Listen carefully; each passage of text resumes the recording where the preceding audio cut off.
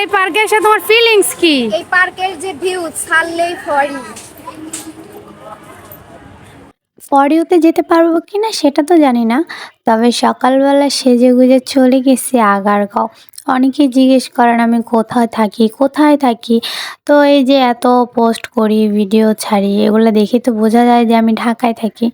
তো সকাল সকাল চলে গেছি, আসলে সকাল না, প্রায় 1টার দিকে গেছি। তাড়াতাড়ি বাসায় ফিরবো তার জন্য একটু তাড়াতাড়ি গেছি, কিন্তু ওখানে যেয়ে দেখি আমাদের থেকে লোকজন আরও বেশি ফাস্ট, ওরা আরও অনেক আগে চলে গেছে। অনেকে মাঠের মধ্যে খাবার নিয়ে বসে খাচ্ছেও, মানে রোজা চলে গেছে তো এখন আর খাওয়া দাওয়াতে সমস্যা নেই। আর আমরা তো দেখছেন রোজা শপিং করতে গিয়েও রোজা রাখা অবস্থায় কেউ রোজা রাখছি কেউ রাখি নেই। খাওয়া দাওয়া তো এখানে টিকিট মাত্র 50 টাকা করে। ঈদের অনেক আগে আমি একবার গেছিলাম, তখনও 50 টাকা, এখনও 50 টাকা। এই দিক থেকে পার্কটা ভালো যে ঈদের জন্য হচ্ছে টিকিটের দাম বাড়ায় নেই। তো এই তো সবাই সিরিয়াল দিয়ে ঢুকতেছে, আরেকজন খাওয়াতে ব্যস্ত। কোথাও ঘুরতে যাবে আর খাবো না, এটা কোনো কথা? যাই হোক, আমার খাবারগুলো আমি দেখাতে পারি না, কারণ আমি তো মাস্ক পরে থাকি।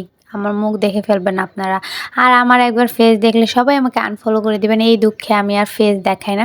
তো যাই হোক, আজকে বলবো ওই সব ব্যক্তিদের কথা যারা হচ্ছে ঈদের দিন সারাদিন বসে বসে স্ট্যাটাস দিচ্ছে আজকে ঈদ, বাট আমার মনে কোনো ফিলিংস নাই।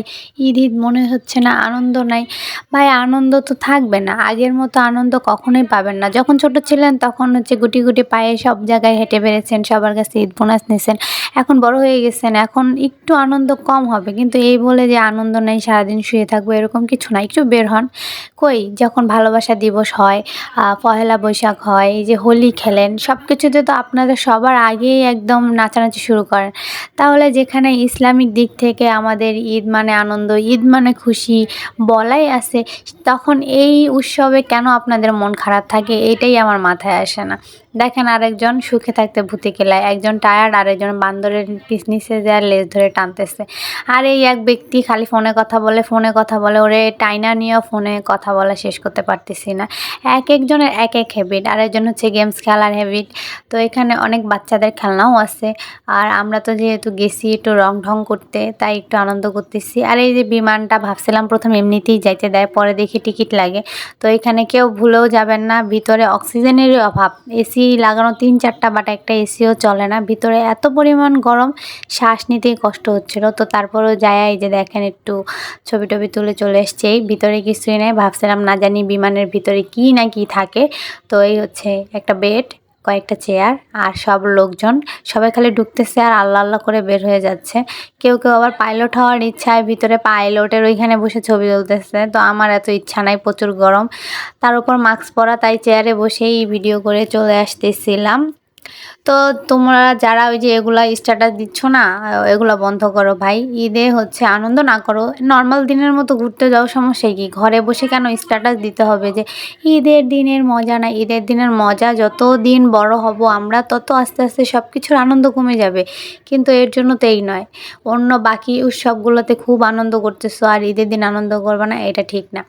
তো যাই হোক, পার্কটা অনেক সুন্দর। আমি যখনই ভিডিও করতে নেই তখনই এরা আমাকে ডিস্টার্ব করে, তার জন্য পার্কের মধ্যে খুব ভালো একটা ভিডিও বানাইতে পারি নাই। তো বাচ্চারা দেখেন, এই যে ওর হচ্ছে ঈদ, ও হচ্ছে ঈদে আনন্দ করবে। আমরা কি বড় হয়ে গেছি এখন, কি আমরা চাইলে এগুলো করা সম্ভব বলেন? তো এর জন্যই আমাদের ঈদ মনে হয় একটু ছোট ছোট। তো কথা বলতে বলতে আমরা পার্ক ঘোরা শেষ। পার্কে আরও অনেক কিছু করছি, ওটা আরেকটা ভিডিও বানাবো, একটা ভিডিওতে এত কিছু দেখানো সম্ভব না। তো তারপর আমরা সিএনজিতে উঠে চলে আসলাম। বাসে আসলে অনেক গরম লাগতো আর জ্যামও ছিল, তার জন্য আমরা সিএনজিতে চলে গেছি, সিএনজিতে চলে আসছি। সবাই ভালো থাকবেন, সুস্থ থাকবেন। যদি আমার ভিডিও আপনাদের ভালো লেগে থাকে অবশ্যই শেয়ার করে যাবেন। আল্লাহ হাফেজ।